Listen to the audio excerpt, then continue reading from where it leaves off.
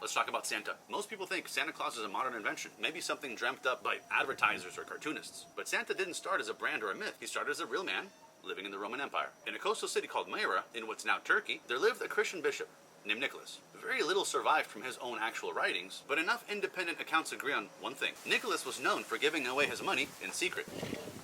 He believed charity should be anonymous. One of the most persistent stories says that he left gold for struggling families at night, sometimes tossing it through a window so no one would know who helped. Over time, these acts became attached to a specific date, December 6th.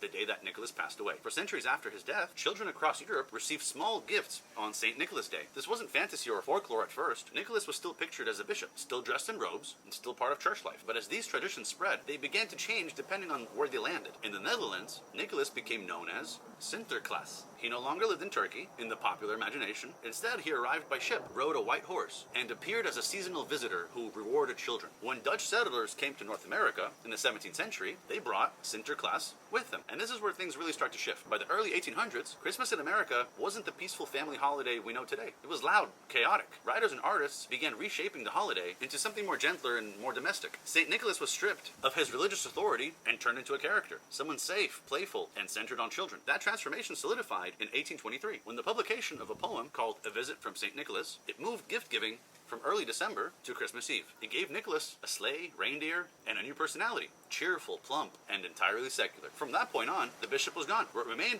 was Santa Claus. Later in the 19th century, illustrator Thomas Nast gave Santa a fixed appearance. Beard, the belly, the fur-trimmed suit, the North Pole. By the time corporations adopted Santa in the 20th century, the character was already complete. Advertisers didn't invent Santa, so Santa Claus isn't pagan. He isn't a marketing trick, and he isn't a single invention. He's the result of a real man. Centuries of tradition, immigration, literature, and art slowly transformed until the original figure disappeared beneath the layers. At the core, though, nothing really changes. Santa still does what St. Nicholas did. Give in secret, arrive at night, leave without being seen. Like, comment, and sub for more interesting stories.